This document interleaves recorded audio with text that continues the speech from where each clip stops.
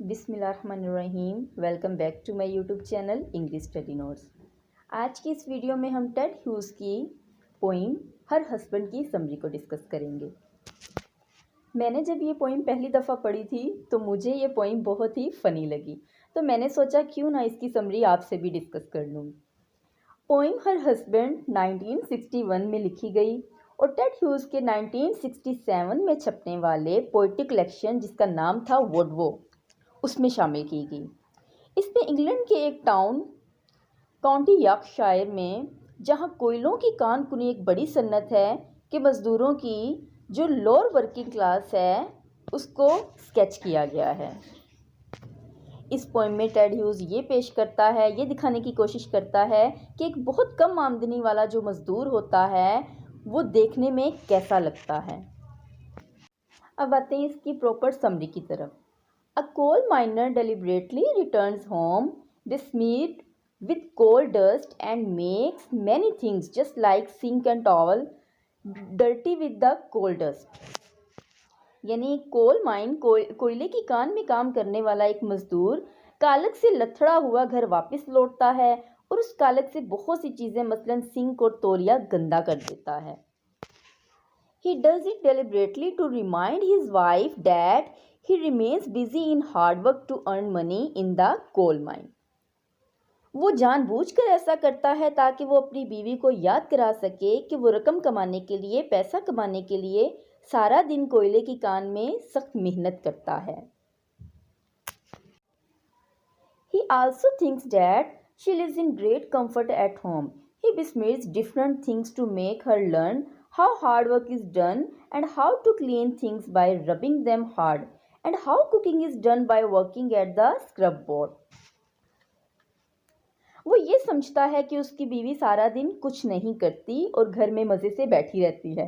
वो कोयलों की कालक से मुख्तलिफ चीज़ें इसलिए गंदी करता है ताकि उनकी रगड़ रगड़ कर सफाई करते हुए उसकी बीवी को मालूम हो कि मेहनत किस तरह करते हैं और ये भी कि स्क्रब बोर्ड पर खाना पकाने का इंतज़ाम कैसे करते हैं। He also intends to remind her that the little money he gets from the coal mine is the exchange of his hard labor in the polluted and dirty atmosphere and he has to sweat his body and burn its blood the whole day to earn that money। वो अपनी बीवी को ये भी याद कराना चाहता है कि जो थोड़ी सी रकम वो कोयले की कान से हासिल करता है, जो कमाता है, वो उस आलूदा और गंदे माहौल की गई सख्त मेहनत का बदल है और इस रकम के हसूल के लिए उसे सारा दिन पसीने में शराबूर होना और अपना खून जलाना पड़ता है। He feels that his wife is somewhat proud and takes little care of him, so he plans to make her humble by putting more responsibilities on her shoulders। अब उसे ये महसूस होता है कि जो उसकी बीवी है वो कुछ मगरूर सी है और उसका ज़्यादा ख्याल भी नहीं रखती, इसलिए वो उस पर ज़्यादा से ज़्यादा जिम्मेदारियां डालकर उसको आजिज़ बनाने की मंसूबाबंदी करता है। He has in mind that in comparison with his hard work, she has nothing to do at home। अब इसीलिए उसके जहन में ये बात समाई हुई है कि उसके अपने सख्त मेहनत वाले काम के मुकाबले में उसकी बीवी के पास तो घर में करने के लिए काम ना होने के बराबर है। Today she prepared potato chips for him, but he came home very late। To keep the chips warm, she remained them in the oven, but they got hard like wood।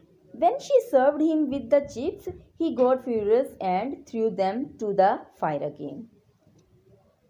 आज उसकी बीवी ने उसके लिए आलू के चिप्स बनाए हैं, लेकिन वो आज बहुत देर से घर आया है। चिप्स गर्म हालत में रखने के लिए उसकी बीवी ने उन्हें ओवन में ही पड़ा रहने दिया, लेकिन वहाँ पड़े पड़े लकड़ी की तरह सख्त हो गए। अब जब खावंद के घर आने पर बीवी ने वो चिप्स उसके सामने रखे तो सख्त महसूस होने पर वो गुस्से में आ गया और उसने वो चिप्स उठाकर दोबारा आग में फेंक दिए। Then the husband leaves the room and goes to the other end of the house, singing a song in a very loud and harsh voice। Being mistreated, she feels insulted and sits there in a distressed mood। उसके बाद उसका खामन कमरे से निकल जाता है और ऊंची आवाज़ में एक गाना गाता हुआ घर की दूसरी सिमत चला जाता है। अब इस मिसट्रीट पर यानी बदसलूकी पर वो उसे अपनी तौहीन समझती है और परेशान हालत में वहीं बैठ जाती है। Both of them feel that the other person is doing wrong with her him. अब ये दोनों मियाँ बीवी ये महसूस करते हैं कि दूसरा उसके साथ बुरा सलूक कर रहा है। They determine to have their rights, और वो अपने अपने हकूक़ हासिल करने का पुख्ता इरादा करते हैं। When the situation gets beyond reconciliation they take their dispute to other coal miners who cannot determine which of the two is at fault। अब जब जो सूरत हाल है वो सुलह सफाई से भी आगे निकल जाती है तो वो अपने घरेलू झगड़े कान में काम करने वाले दूसरे मजदूरों के पास ले जाते हैं, लेकिन वो फैसला नहीं कर पाते कि इन दोनों में से कौन कसूरवार है। So there claims remain unsettled, तो उनका जो झगड़ा है वो अनसेटल ही रहता है। It is a continual process and after some time husband and wife will again argue with each other and again take their dispute to the same court for settlement, but the result will always be the same।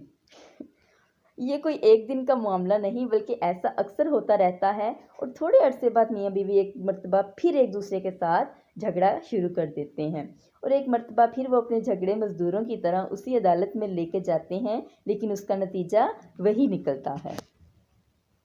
तो आज के लिए बस इतना ही। मिलते हैं next video में एक नए टॉपिक के साथ। तब तक के लिए अल्लाह हाफिज़।